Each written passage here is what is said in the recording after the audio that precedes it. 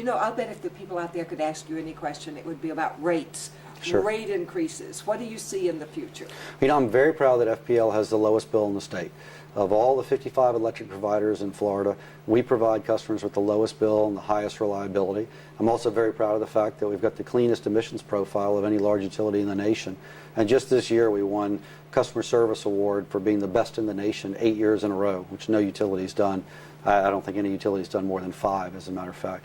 So it's really a value proposition to the customer. Now, we are going in for a rate increase because we have not had anything in 3 years. We're under a settlement agreement that expires at the end of this year. And we've been investing in power plants and building power plants to keep customer bills low by using less fuel, creating less emissions for our customers. So we're asking for 5 cents a day is what we expect the net impact to be in order to pay for all those billions of dollars of investments that we're making in the state of Florida right now. Matter of fact, we're the largest investor in the state of Florida. This year we'll invest about $3.5 billion in new technology, which will help us be even more fuel efficient. And saving $1 in fuel saves our customers $1 in fuel. So we make no money on fuel, and so everything we can save, and switching from oil, which comes from overseas, to domestic natural gas, we think is smart. It's good for the customers, keeps more money in the customers' pockets, which helps Florida. And if Florida is doing better, then FPL is doing better.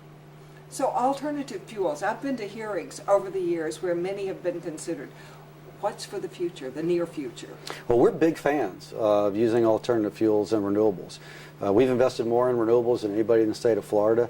And our sister company, which is actually headquartered in Florida as well, is the largest producer of electricity from wind and solar in the nation.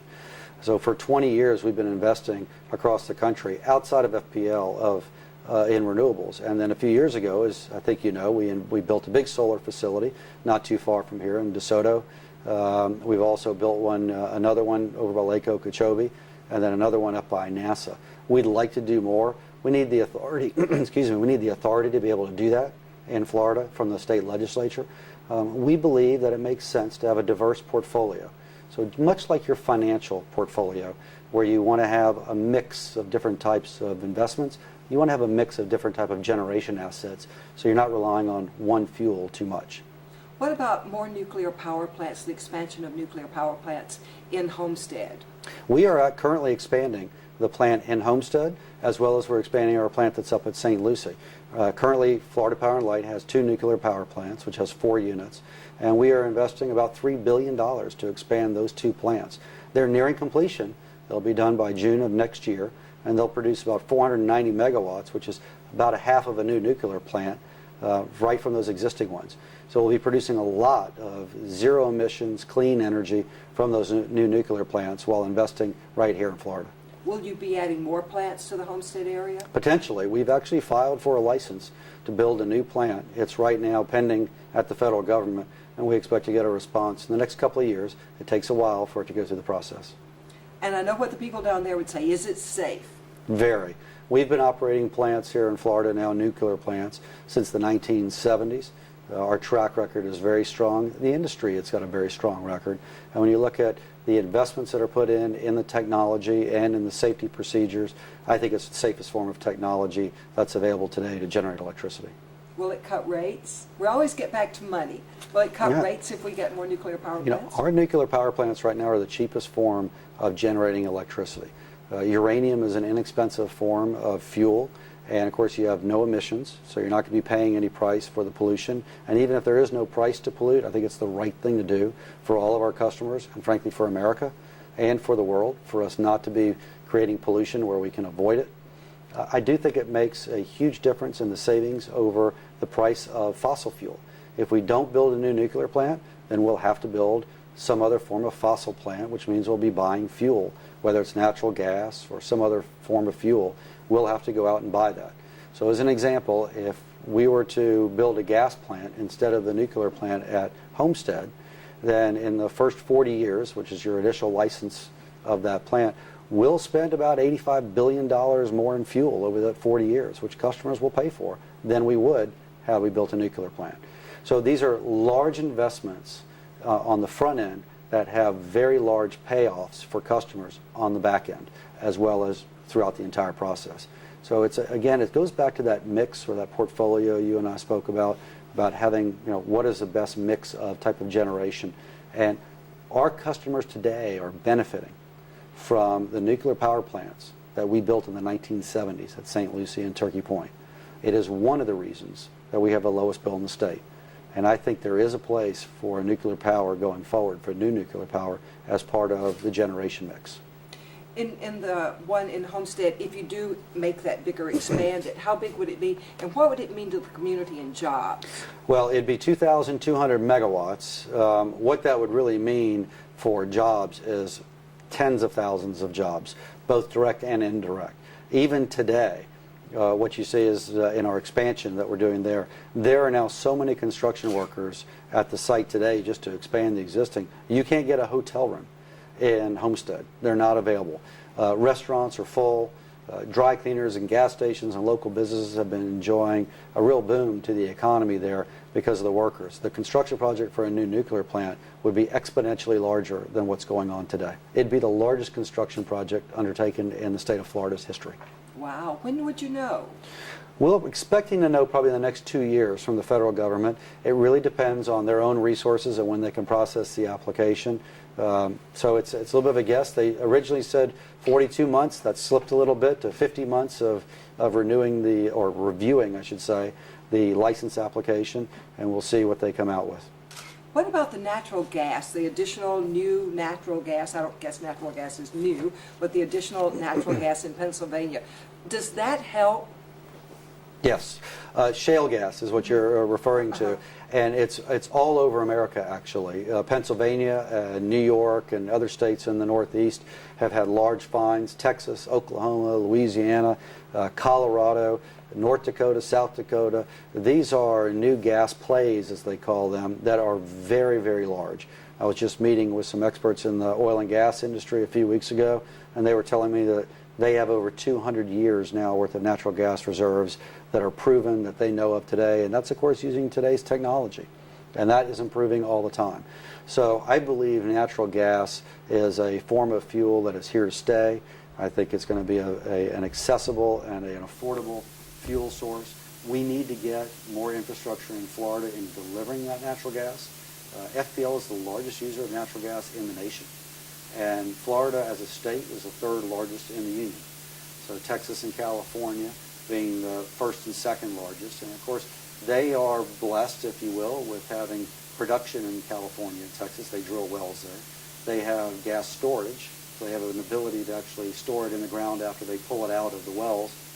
And then they have many, many pipelines. Florida has no production. Florida has no storage. And Florida only has 2 pipelines, which are both full. And so to really expand the use of clean burning natural gas, we need as a state to be focused on bringing more infrastructure, i.e. a pipeline, into the state of Florida. I think it's smart. I think it's good for energy security, and it will provide an opportunity for not just FPL, but for Progress Energy, for TECO, for any of the municipals and co-ops who might want to look at natural gas as another form of generation instead of, as an example, coal or something else that they may be looking at. This is probably not your question, but as you're talking, I'm thinking, you probably know about the economy. What do you think? You have to deal with this every day. Is the economy improving? Is it getting better? Or are we not going anywhere? Or are we at a standstill? We're all worried about our money right now, and I know Sure. you have to deal with this every day, and with jobs. What do you think? Well, we do deal with it every day, and we deal with it from a long-range perspective, because as a regulated utility, we have a duty to serve anybody and everybody that moves into our service territory. So every day we're trying to figure out how many people are going to move into Florida and how much electricity they're going to use, because we have to prepare today for what will be happening in the years ahead. And of course, these are all predictions, so it's a crystal ball, and mine's as cloudy as anybody else's. Here's what I will tell you. We are seeing an improvement in the economy. We're seeing new customers coming on board. These are meters, which represent a home or a business. We've seen now a number of quarters in a row where we've had positive growth. The unemployment in Florida is coming down, and that has been sustained. Not necessarily in the United States. We've seen that tick up recently. But in Florida, I think the state's done a nice job of addressing that head on, and we're starting to see an improvement. I think consumer confidence, if you look at the recent polls, tell you that consumer confidence is ticking up. It's fragile a little bit. I think people are keeping a little bit of a wary eye. They're being conservative because we all went through a very difficult time. And it was a little bit of a wake-up call in many respects. And I think people are being conservative, and that's not all so bad. Savings rates are much higher than they've ever been. That's not all bad. But you are starting to see people take their money out of their savings accounts and spend a little more, and you see businesses now that are investing. You know, FPL right now is the largest investor in the state of Florida.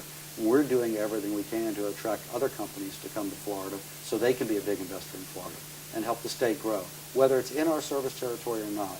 My goal is to do what we can to make sure Florida grows, to make sure that if a company wants to go to Tampa or Orlando because that's a market they serve, or for whatever reason, that's a better place to go, we'll help them do that. Obviously, I'd love for them to come here to Sarasota or go to Bradenton or Naples because that's an area we serve. But if Florida is successful, then we're all successful. And I think the state is doing a very nice job in positioning it to win for the future. I'll just ask you one more question. I have to tell you, I met my husband asking him this question when he was a football coach. I'm married now. It worked for a football coach. I knew nothing about football. I said, oh, what do you think your biggest challenges are? Is it hurricanes? What is the biggest challenge you're facing right now, FPL is facing? You know, I think we have short-term and long-term challenges. And so we always keep an eye on the tropics and hurricanes. Obviously, during this time of the year, the company and myself are very focused on making sure that we're prepared and doing everything we can to be able to combat Mother Nature if and when she strikes. And it's really not a question of are we going to have storms. It's only a question of if and when and where he or she make landfall when it comes on board. So short term, absolutely. Long term, we're looking at how do we really position the state for success? How do we make sure that as a state we're able to compete on a global platform? And what can we do to make sure that our customers are successful? I want to continue to maintain the lowest bill in the state, and we'll fight to do that every single day. I want to have reliability that's among the best in the country. Because if we do that, then we end up being more attractive, and we end up, our customers have more disposable income in their pockets, and they have the ability to go out there and spend that money or save that money however they see fit. And if they're spending the money at places like Publix or Walmart or the local restaurant or dry cleaner or a gas station, and those businesses are doing better, they're able to expand, they're able to hire people and get them off unemployment rolls. And as the largest taxpayer in the state, we also want to make sure that the state's being efficient, and if we can get people off of unemployment benefits, that's less money that our tax dollars as a corporation is going to pay for that, and instead can go into things like education or roads and bridges and ports, which help us all grow. It sounds very good. It sounds very good. Thank you so much. Locally here along the Sun Coast, from the economy standpoint, what's the feeling out there? You get a sense I don't think there is a whole lot of confidence. People are afraid, right? But you have to invest somewhere, so people are still in the stock market, but there's like walking on ice. You don't know how thin it is, so you're afraid to put the next step out there. Right. Yeah, you know, what we went through was a real shock. We got them to reevaluate a little bit about the approach and on how they look at things, and it'll take a while for the healing process, a little bit, if you will, in a sense. To me, it's a little bit of a psychological, hit that people took on this. It's scary. We all know people who are impacted, who lost their jobs or ended up with less hours and not able to have a very difficult time or lost a home. It was very difficult. And who knew we had to worry about Spain? Experience something different. Why would you say to somebody you really ought to come to see these two final concerts? Well, first off, the